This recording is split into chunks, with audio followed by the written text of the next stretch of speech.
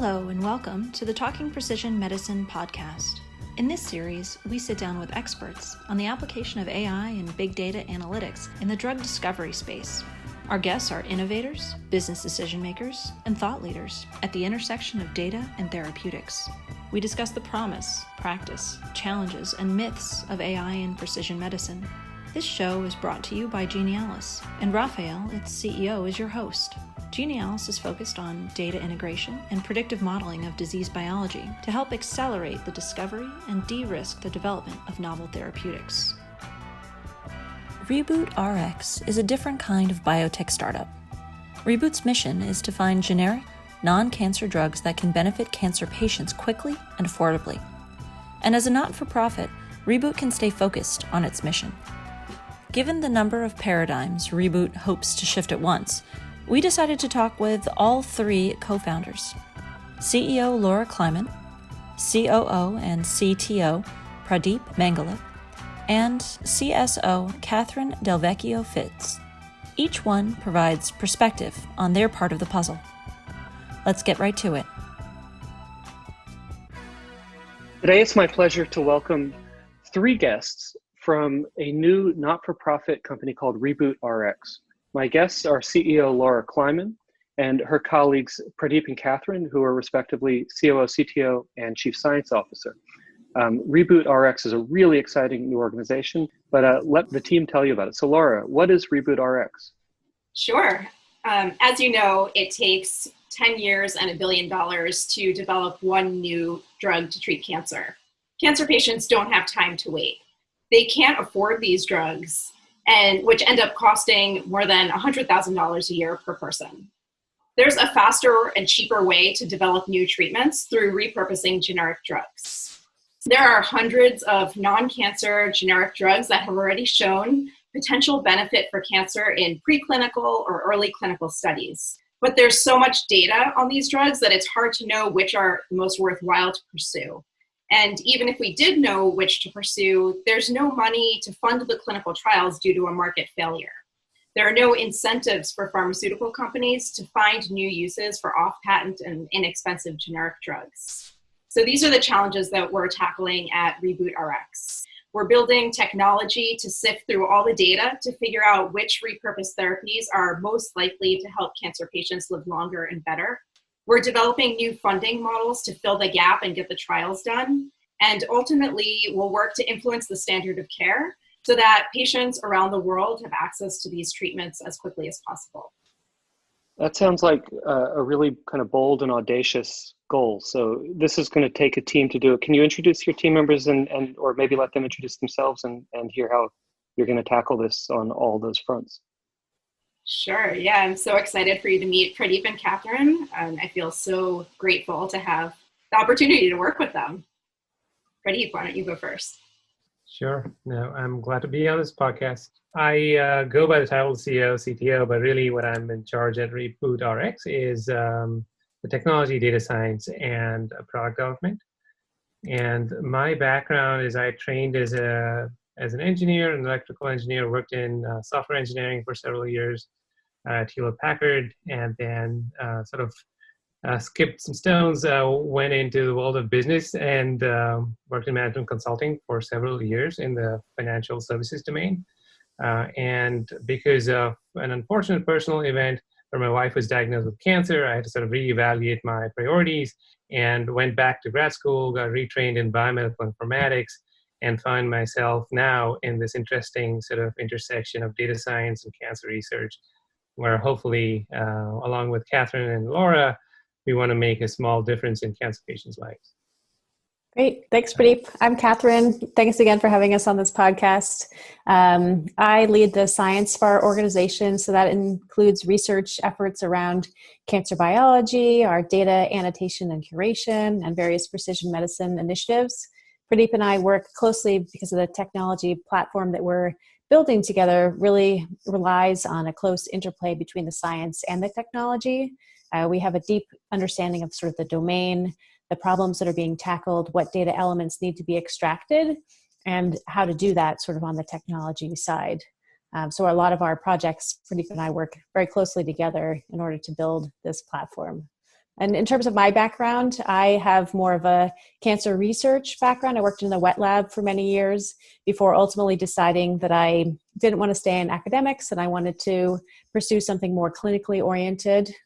Moved over to clinical genomics, precision medicine, and even as far as sort of software product development and more on the informatics side of things. And so interestingly, I've also landed at sort of the intersection of data science and medicine, but from a completely different vantage point from Pradeep. But sort of everything sort of meets in the middle, and we both provide sort of the opposite expertise in order to be able to solve this problem. No, that's excellent. We found in our organization that this really does require a true multidisciplinarity, and it sounds exciting because each one of you is already a jack of many trades coming in. I think this sounds like you bring the necessary expertise. Before we dive into the science and the data science and the products, all four of which I want to talk about, Laura, let me come back to you and ask just what does it mean to be a nonprofit startup? And can you tell us a little bit maybe about the conception and the inception of Reboot? Sure. So for us, being a nonprofit means that we can stay 100% focused on impact rather than steering our work towards what would generate profit. For us, it was pretty obvious that it was the right fit to be a not-for-profit organization. I got started in this space about 5 years ago when I learned about how many promising cancer treatments are being ignored because there's no pathway to develop them. And these are these repurposed generic drugs. And when I dug into the data and I saw how promising many of these repurposed therapies were, I was also at that time looking at it from a patient's perspective. So my mom was fighting cancer. And I actually got very upset, almost angry, that all of these promising treatments are not able to help patients right now because there's no incentive for anybody to pursue them. So that was when I first got into this space. But our organization really started, I would say, back in January when the three of us came together to work on this initiative full time. And that's when we started building out our internal science and tech capabilities. Gotcha. No, that's really interesting. Does that mean you're a public benefit company, or what's the actual sort of legal structure behind a nonprofit startup? We're a 501c3. 501c3. Public charity. Okay, very cool. Let's get into the data and the data science and the genomics. So this is a question for any one of you. Where do you start? Do you start with the disease? Do you start with the drugs? Do you start with patient data? I mean, this is a really tough nut. So how do you approach it? I think it would be useful maybe to start with what are the different data types that we're looking at? Where might there be evidence that we would want to capture about the potential benefit of these drugs? And Catherine, do you want to give this a shot? Sure, yeah. So we are basically trying to aggregate information from a variety of different data sources and types of data that would encompass sort of a broad range of different pieces of evidence. So one that we're certainly looking at is published literature and what information is out there on particular drugs of interest that have been either published in clinical studies that have already been conducted, but also preclinical efforts, and really anything in the sort of published literature domain. But we know that that's not the complete story. So we're also looking into capturing real world data endpoints. So for example, data from the electronic health record, but also patient reported or physician reported data that's not in the electronic health record. And that would be an important perspective to complement the other aspects of the data that we're looking at. And beyond that, there's other publicly available screening data sets. There's more and more information on genomic correlates in relation to drug response or particular vulnerabilities of different cancer types.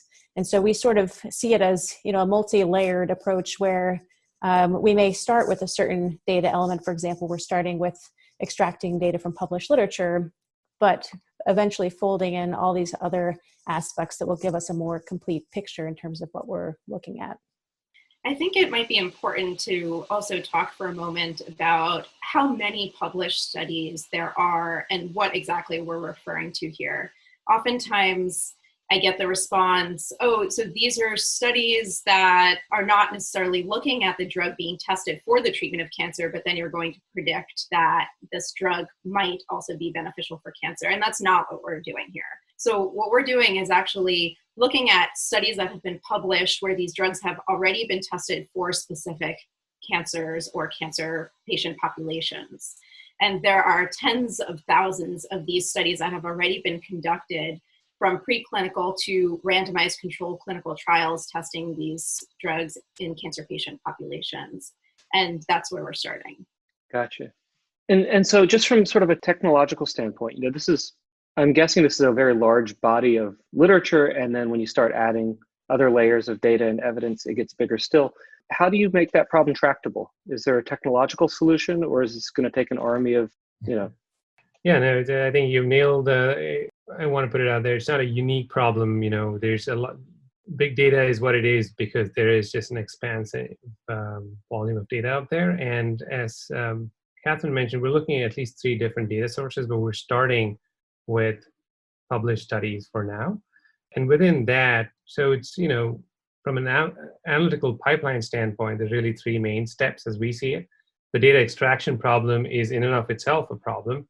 And then there's sort of, because we're interested in drugs, cancers, and outcomes, to understand in evidence for a drug in treating the cancer, the second part of that would be to sort of extract relationships between these entities from the text. And finally, once we sort of infer some evidence label, we want to be able to then rank these drugs, because ultimately that's what we would care about, trying to bring the most promising drugs to some sort of clinical implementation stage, right? So as you called it out, so right now, what is the process? We're starting with sort of creating these training data sets that we can then apply language models that then can help us essentially infer evidence in an automated fashion. And I can talk a little more about that, but that's our hypothesis, is to say it's intractable to sort of have a manual systematic review process set in place to look at this universe of drugs for a whole set of cancers. And that's what we're setting out to do. So we're pretty early stages in that process. And I can go into sort of where we are with the types of models. And really, Laura, I think, might want to add something to this. Yeah, I think it might also be helpful to give a sense for how long it takes to manually review the published literature just for one drug. And what we know from some of our colleagues that have done this over the years is that it can take up to 6 months of full-time work to review all of the data, the published data on one repurposed drug and all of the evidence that exists for its potential effects on cancer. And there are around 2,000 generic drugs for which we would like to synthesize the evidence for. So it's very clear to us that a manual approach will not be sufficient. Besides the fact that once you spend the 6 months manually reviewing the literature, you create a static review article, and a few months later, the conclusions that were drawn from that article are out of date because information has become available. And that was really the motivation for taking a more systematic approach to this problem. That's really fascinating. The language models is really interesting. I mean, this is, I think, an area where you at least have the benefit of a lot of kind of open source tooling, but then of course making it work with a highly kind of esoteric or niche, body of input data is the challenge, I suppose. Yeah, it's 100%. And so, when we think of data science and applying natural language processing here, the biggest lift we can really realize, like you mentioned, there are open source transformer models that we're actually using right now. And they're, the state of the art is pretty great right off the shelf. So our major contribution is really the work that Catherine and some of our interns do in trying to identify, sort of almost, build these annotated data sets that are highly specific to the domain that we're trying to track towards. So as I mentioned, one of the key challenges is identifying these entity relationships, or what in the language science sort of is referred to as a co-reference resolution problem, is a challenging problem in and of itself. But unless we identify sort of spans of text within abstracts, and so we're working with, just to sort of scope this out, we're working with readily available public information. which in the true sense is abstracts, not full text data of these articles. So within those, the basic pipeline is to say, can we look at an abstract and with some level of confidence, one, identifies relevant abstracts for our scope, right? And the second task is once we identify these relevant abstracts, can we identify these cancer and drug entities and establish some sort of multi-class label of efficacy from within that? And to tune these models, really what we need is a couple of things. One are the training data sets, which we're trying to build together. But in addition to that, the domain knowledge that Catherine brings, and she talked to that a little more, is identifying sort of external data sets that we can supplement the training labels, because it's hard enough to build a training data set for a specific disease, so a subset of cancer, sort of generalizing that to the world of cancers and a whole set of drugs, using these state-of-the-art language models, even if they're trained on a corpus like the PubMed literature and PMC, is quite challenging. So Catherine, how do you think about applying some constraints? It sounds like you mentioned there's a constellation of 2,000 generic drugs. Did I get that number right? So, okay, that's one constraint. It's not all the drugs in the world, but there are a lot of cancers, and probably each one of those is actually 10 diseases or more. So how do you think about narrowing the scope to build training sets? Exactly. Yeah. So we've taken a couple of different approaches over time. And more recently, we've actually sort of utilized a smaller drug list of about 15 drugs that we derived as part of a COVID-specific project, actually, that we could talk about later if it's of interest. And it really serves as a great use case for us to be able to have a tractable number of drugs and publications to be able to try to test and train our models. It still yields thousands of publications. So for example, if you just put those 15 drugs into PubMed, you get 160,000 hits. And so we've actually devised kind of a combination actually of rules and filtering, querying processes to help us narrow and focus those articles, and then to be able to layer our machine learning models on top of that. And I think this sort of combined approach is really enabling us to achieve a higher level of accuracy within our data sets that we're looking at, and also helps with the scale issue of sort of narrowing in various ways. And we've done sort of projects where we actually are fortunate that we have had a team of interns this summer. And so we went through about 1,200 publications by hand. And it's sort of this iterative process where we're going through articles by hand, in part to be released as part of a specific project, but also it feeds directly back into our training data sets and also helps us to think about future features and other sort of aspects of the data that we're not incorporating. So it's a real sort of live feedback where we realize, we need to update this rule, or we missed this set of articles in our queries. And so we can iterate through using a variety of techniques. Interesting. I'm curious, partly because it's the angle that my team comes at, which is more from kind of the molecular biology of cancer, and also given that you're a wet lab scientist by training, and that there's just, an equally sort of challenging wealth of molecular and cellular data in the public domain. Do you already, or do you sort of see a roadmap towards kind of inferring from the literature and say clinical annotations to maybe molecular data and support on that axis? Yeah, so right now we're focusing on the clinical published studies, which at this point are less likely to have molecular information, but it's still possible. But it's almost a separate set of training or models that would pull out sort of genomically focused mechanism of action from either published literature or other data sets versus those that pull out outcomes or phenotypic information. And sometimes the two can be combined, but I think we're going to have parallel approaches to get at both pieces of information. But we have also this summer in parallel been exploring some of the publicly available genomically associated data sets where they have done large in vitro screening assays with drugs, large scale 5,000 compound libraries. So this would be like the CCLE database or something like that, like the Broad data. And yeah, exactly. The Broad yeah. data, CMAP, or from their drug repurposing effort, they published a large profile screen earlier this year. And so we're able to mine through that information to both understand sort of known mechanism of action, but also infer novel mechanism of actions. Because ultimately, it's not going to be enough to say that, drug X is going to be helpful in cancer or lung cancer. It's going to have to be a very specific stratified population where we think that there's going to be the most benefit. And if we can identify a biomarker for that, it would really help us to move things along clinically, and I think would set us up for much higher likelihood of success with the clinical trial in the future. Gotcha.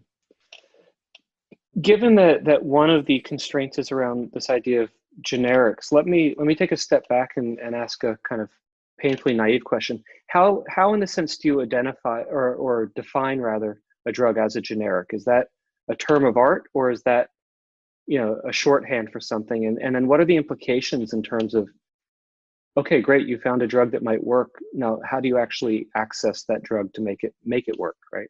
Yes, we're all laughing a little bit because it is a bit of an art to figure out what's a generic, what's on patent, what's off exclusivity, all of those details. And there's various sources of information, but there's not sort of one publicly available streamlined source that will just give you the list of all of the FDA approved non-cancer generics. So we actually have a large ongoing project where we're trying to compile that information.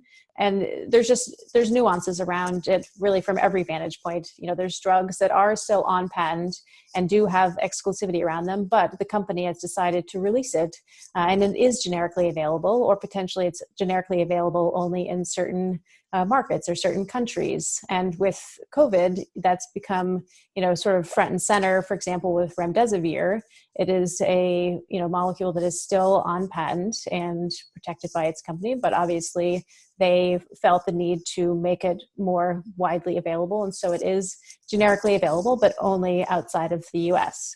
And so it's almost like for many of the drugs, you have to do specific searching to really understand beyond just a high level judgment what the true availability is. And what we're really interested in, the reason we're interested in these generic drugs is because of their long history of safe patient use. So if they're off patent, they've been used usually for many decades. They're low cost. And also, many of them are widely available. So many of the drugs that we're interested in are listed on the WHO essential medicines list and are available in most countries at sufficient quantities. So that's why we're excited about these drugs.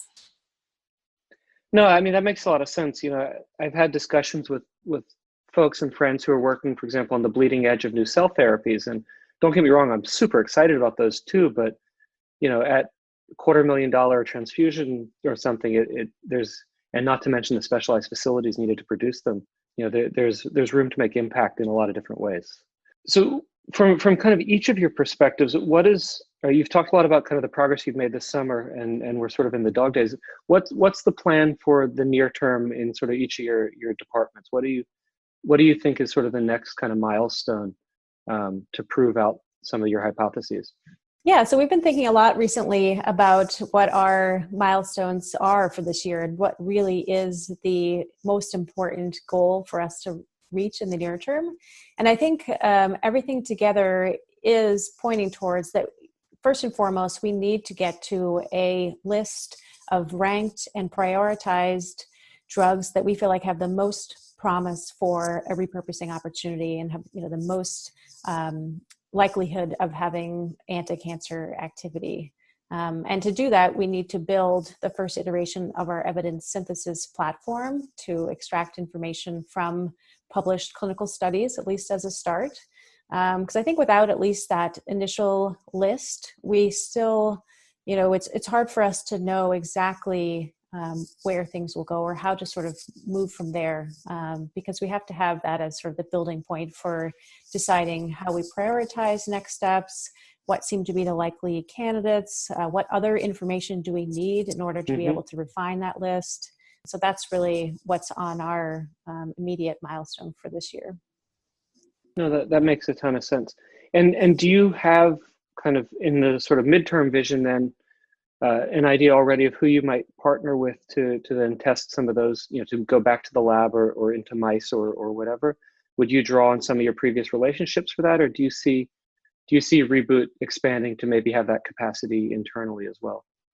I would hope for most of these, the next step would be a large-scale definitive clinical trial and not necessarily preclinical studies. In some cases, of course, we may want to go back into the laboratory, understand more about mechanism of action in a specific type of cancer.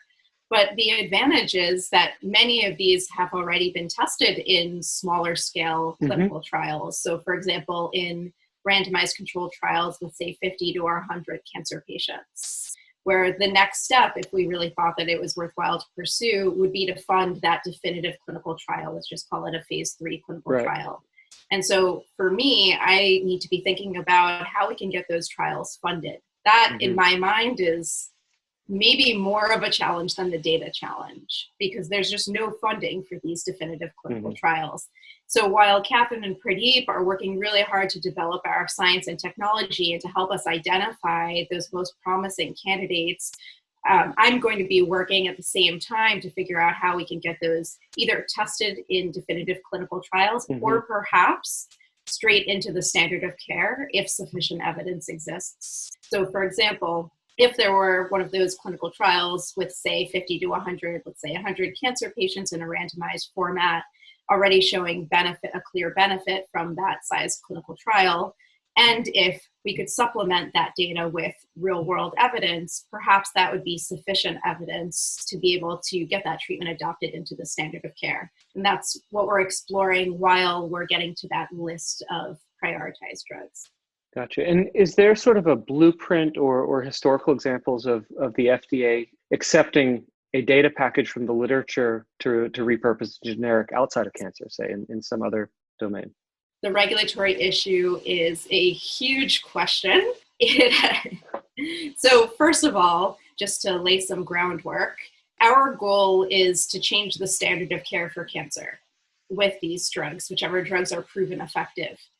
Not necessarily to get FDA approval or change the label of the drug for that indication. So because the two are not necessarily linked. So for example, a goal might be that the treatment is listed within the National Comprehensive Cancer Network guidelines, which sort of direct what is standard of care, direct physician use of treatments, as well as insurance reimbursement. So it's a whole question about what role the FDA will play here. It's actually not straightforward how we would even go about getting FDA approval or getting a label change, because we're not a current manufacturer, or we will never be a manufacturer of these drugs. So the FDA has a new initiative called Project Renewal. It's related, I believe, to the Modern Labeling Act, where there are efforts to update labels of old drugs where the treatment has now become the standard of care for cancer, but it has never been listed on the label. And the FDA will take an active role to review the evidence and actually update the labels, especially when the original manufacturer or patent holder is no longer manufacturing that drug. But this is a bit different from that, because these treatments are not currently used as part of the standard of care for cancer. Gotcha. But the FDA is thinking about new approaches. Last summer, I was invited to spend the day with the Oncology Center of Excellence group, where we were talking about how they could support drug repurposing, especially with generic drugs. And so they're definitely thinking about potentially new pathways for getting these treatments either approved when it's not through a traditional path. For example, if it's a nonprofit that is pursuing these treatments. Do you see the notion of, for example, moving something in the standard of care through the NCCN as more of a, let's call it an advocacy exercise, working with the writers of that particular standard? Or is that something where they're going to want to see a new trial or some, like where you would probably have to go back and actually register and get patients in to take the drug? Yeah, so in most cases, we expect that an additional clinical trial will be needed, at least one, a more traditional phase 3 trial. Mm-hmm. But I still think it's a bit different from the first part of your question, because even once the trial is completed, there needs to be an advocate to get that treatment listed in the guidelines. And the guidelines, that's not everything. That's just a small piece of the puzzle. Still need to raise awareness that this is a treatment option, and ideally around the world. What are some of your ideas on financing a trial like that? I know this hasn't really been tested yet, but I'm curious to think of, hear what some of the things you're thinking about. Yeah, 2 areas that we're thinking about are new market-based incentives that could promote even pharmaceutical companies to run these clinical trials. And the other one that we're more excited about even is new ways to use outcome-based financing to, in essence, fund these trials. And that's an approach that would leverage healthcare savings that result from proven effective repurposed therapies to pay back investors who funded that trial and potentially also fund subsequent clinical trials. Payers and providers would be your kind of targets there then? Yes. There are many different ways that this could be structured, but in the traditional sense, yes. Oftentimes it's also governments who are the success payers, where investors are taking on the initial risk, and then governments are providing these success payments. This model is also known as a pay-for-success model, a social impact bond. It's been used in other areas like recidivism, education, and it's started to be used around lifestyle changes for prevention of diabetes or hypertension. It's never been used in this way before, though, to fund new interventions in clinical trials. Maybe I'm being naive. It seems like sort of a test case for that should probably be outside the US, just given the kind of morass of our healthcare and reimbursement system. Do you have existing relationships or sort of places in mind where you think they'd be receptive? Maybe Canada, or, are we looking at Europe, or what's on your mind? Yeah, some of my colleagues have been, where we started was in the UK with the National Health Service, both a payer and provider, single payer system. And it was really hard to gain traction. Basically, you need an advocate within the NHS who is going to fight for this new, innovative way to do things. It seems like a no-brainer that payers should want to enter into this type of contract. I mean, we're talking about potentially saving billions of dollars per year in healthcare costs, but to do anything this new is, of course, a challenge. So we started there and ran into some challenges. Right now, we're looking at large payers and healthcare systems within the US. So for example, we've built out a model and a framework for a particular set of repurposed therapies and how they could be impactful within the VA system. And we've done calculations about how much money this could save the VA, and in addition to, of course, all of the lives that could be saved. But everybody will benefit from these clinical trials being funded and run. The results will be useful around the world. So really, we should create a global social impact bond where everybody is paying into the successes because everybody will benefit from them. Of course, that has its logistical challenges. So given the mission here of having this kind of global impact and the notion that this rising tide is going to float all ships, how are you treating, for example, access to data, access to algorithms, and maybe more on the product side? Like, are you looking at making your work products very public and maybe even, I don't know, I'm just spitballing, open, sort of crowdsourcing some of the work here? Like, how is the science team thinking about trying to really engage the global community of scientists around this problem? Yes, so we are certainly pursuing an open model. We want to be transparent with both what we're collecting, but also the data that we do collect, and to release that in a way that's available for others to use, both in terms of the models themselves, but also the actual data that we produce as part of that. So that's certainly part of our mission, is to make that accessible and available. In terms of crowdsourcing, I guess in a sense we have been doing that a little bit in terms of utilizing a team of interns that we were fortunate to have this summer that were sponsored via fellowship from their various institutions. And we have thought about engaging in other larger crowdsourcing efforts as well. And we may do that if we do decide that there's a large body of sort of manual annotation work that needs to be done. But we're hoping that we can balance the manual work with the sort of model supported aspect of what we do to keep it within sort of a reasonable range. Gotcha. But we certainly do want to release the information. In terms of crowdsourcing, I'm familiar a bit with Cochrane Crowd, which is maybe the type of crowdsourcing that you're thinking of. I would go back to Catherine and though ask, it seems that the type of annotation work is actually quite complex. And I think that Catherine would agree that for now we felt that we needed to keep it in-house and really highly train our annotators to get it right. Yeah. Would you agree, Catherine? Your machine learning models will learn any patterns that are errantly put there by people who aren't, you definitely want a certain amount of quality control over your training sets. I think that's completely to be expected. Yes, absolutely. I guess part of what I'm thinking about, there just recently has been a really interesting kind of paradigm shift led by companies, for example, like Recursion Pharmaceuticals, which mostly their secret sauce is high throughput cellular imaging and cell painting. And I guess we call it phenomics, right? But they've open sourced a huge quantity of image data, in fact, sponsored Kaggle competitions around it, and just dropped, a nightmarishly large amount of data in a preprint from their COVID screen, which, found remdesivir as well as 2 other molecules to be named among, a library of X thousands of molecules.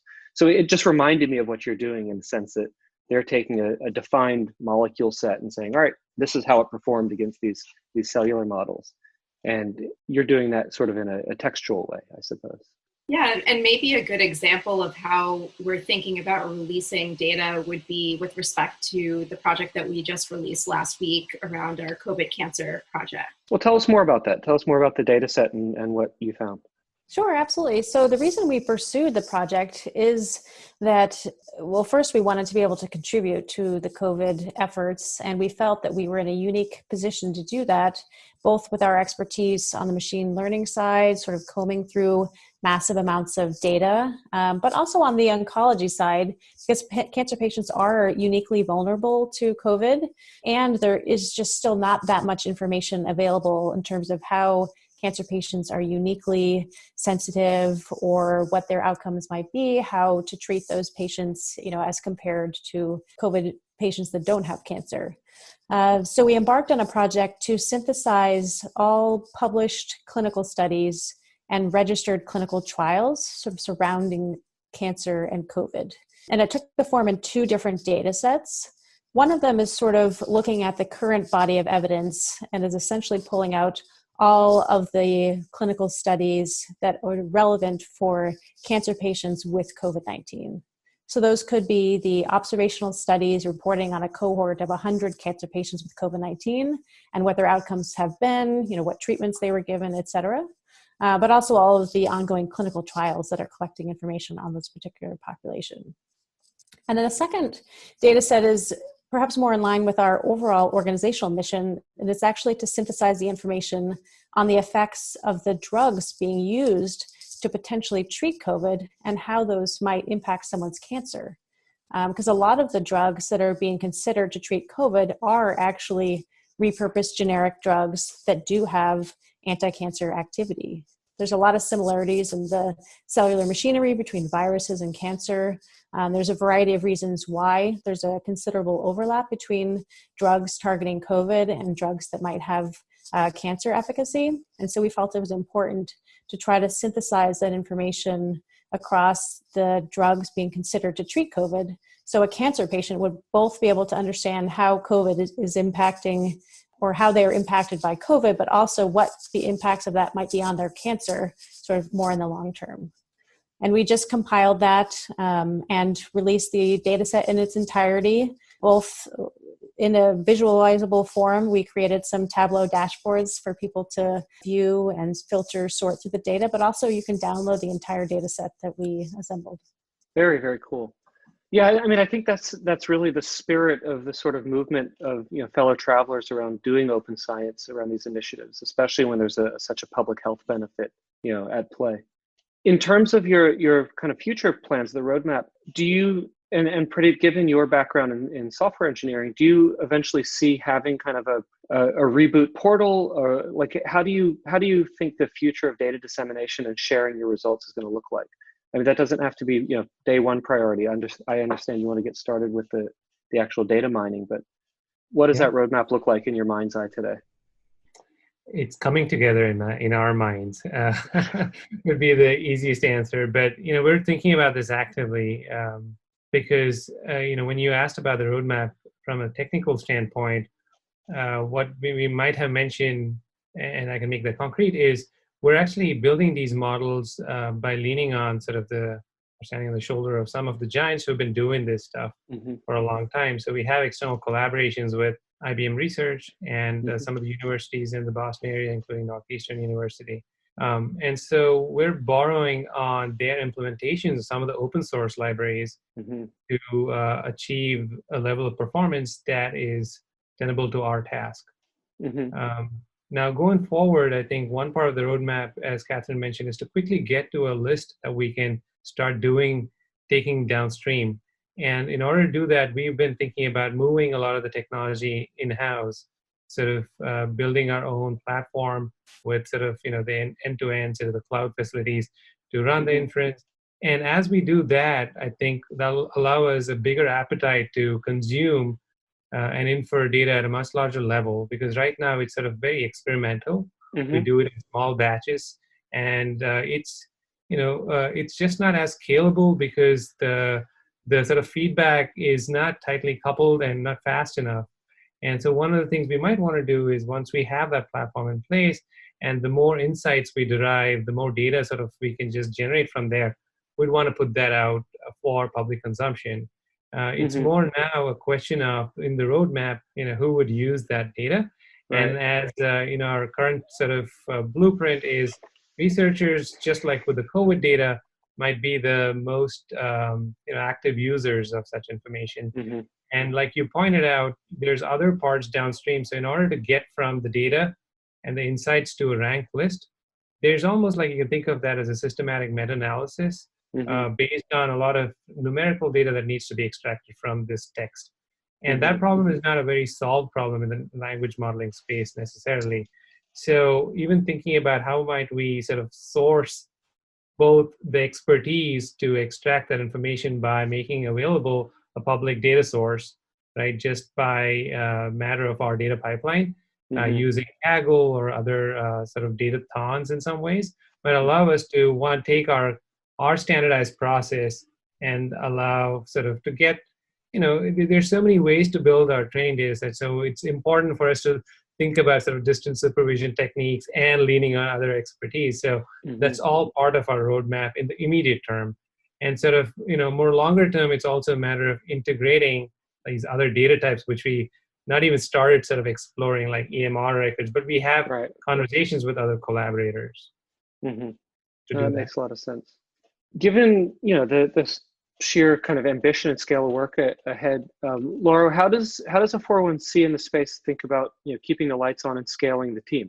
So we're all used to kind of startups hustling for venture capital and so forth, and I think a lot of our audience understands both the pros and cons, and more cons of that game.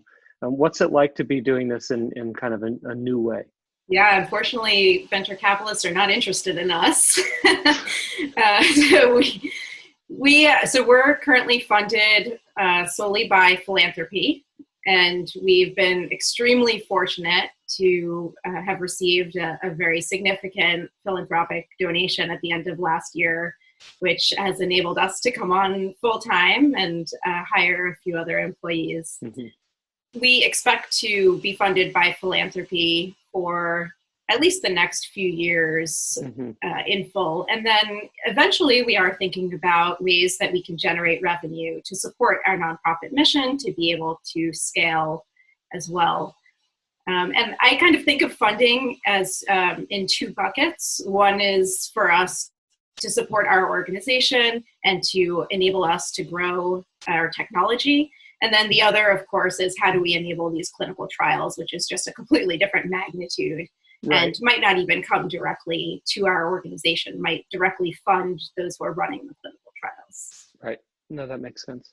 Are there granting mechanisms available as well? For example, can you do an SPIR with your status or something like that? Unfortunately, no. No. But there are foundations who support nonprofits. We are quite unique in terms of the type of nonprofit we are. We've gotten a comment from a Harvard faculty member once that it's like we're an academic research group, but we are a random group of people that work within WeWork. And they get kind of confused because we are a bit like an academic group, but we're completely independent. And we're not the traditional community-based nonprofit. So a lot of funding mechanisms for nonprofits are not a fit for us because of that. But we're looking for the individuals with a large capacity to give, who are excited about potentially having a huge impact in a very innovative way and getting treatments to patients faster than any traditional approach would allow. And so far we've been lucky to find that type of funder, and we hope to bring more on board to support this mission. No, I mean, I think what's so appealing about your mission to me is it's simultaneously really grand, but it's also very concrete. It's not necessarily about kicking off a 20-year development timeline for a drug of the future. It's about helping patients tomorrow if you can, and helping patients everywhere around the world, and helping patients who couldn't afford to have that treatment 20 years out. And so to me, the pragmatism that's sort of the other side of the coin of your ambition is what's most appealing about it. This is not a feature of the podcast, but let's do sort of a quick fire just to go around the horn. I'd love to hear from each of you sort of a parting shot, a parting thought, something you'd like our listeners to take away from this, just kind of from your perspective on this new adventure you're embarking on. I guess one point that I would like to just make sure gets across is that this type of effort, for it to succeed, will require some new types of collaborations, whether it's obviously with researchers, with physicians, with patients. Patients are going to be active partners in this initiative, with payers, regulatory agencies, with healthcare systems. So we're really excited about building these new partnerships and really finding alignment with our work and with other groups who are motivated to improve outcomes for patients while also decreasing healthcare costs. And we're optimistic that we're going to find some really fantastic partners, especially for this last phase of our end-to-end approach, which is actually impacting the standard of care. That's a tough one to follow. Catherine, Pradeep, you want to try? Well, I can try, maybe because it's any thought. My thought immediately goes back to sort of how I'm tying my background to sort of the mission-driven work that we're doing at Reboot Rx. I come mainly from the commercial sector, and so working within a nonprofit, I think, has given me a perspective to understand how you can have an impact by being really open and transparent and allowing truly, I think, because of the type of problem we're trying to solve, opens up the collaborative space that is needed to move the needle in cancer research. I think while for-profits have to focus on product and think about what the end use case is, as an organization that we're structured, we're better enabled to actually build the collaborations to have a larger scale impact. No, that's a great insight. For me, with my background, I've always been interested in the science. I really wanted to understand sort of the mechanisms and what's going on behind the scenes. But I also knew that I wanted to have an impact directly on patients and on care. And I've been in the sort of cancer oncology space for a long time. And I had been searching for a way to sort of combine both my expertise, but also the desire to be able to have an impact in the near term, and in a way that is sort of in line with my personal sort of goals of promoting open science and collaborative research and, a lot of the things that I was so grateful for in academics. And I think we are in a unique space where we're able to sort of leverage both our ability as a nonprofit to collaborate and to be open in a different way than we would as a for-profit organization. Mm-hmm. And so I think for us, it's, or for me personally, we're just at this really interesting intersection where we can have impact, but it's deeply rooted in the science and cutting edge technology. And we are able to still be open and collaborative about that. So that's what I'm most excited about and what keeps me going forward. No, I think that's a great point. I think we will add some links to the show notes. I encourage everyone to check out Reboot's website. The list of who's who on both your advisor roster and also kind of existing academic partners, I think speaks to the point all three of you made, which really is about collaboration and using your unique structure and position to collaborate on the science, to collaborate on the data, and on the myriad other challenges that Laura, you're going to get to tackle around regulatory concerns and actually making this work in the real world. We certainly wish you guys a world of success. I know the patients definitely need it. Thank you, Catherine. Thank you, Pradeep and Laura, for joining us today. I think we haven't heard the last of Reboot Rx, and we're going to be watching for great things. Thank you so much for having us on. It was really fun to chat with you and really appreciate this opportunity. This has been episode 21 of Talking Precision Medicine. Please share it with your colleagues, leave a comment or a review, and stay tuned for the next one. Thanks for joining the conversation.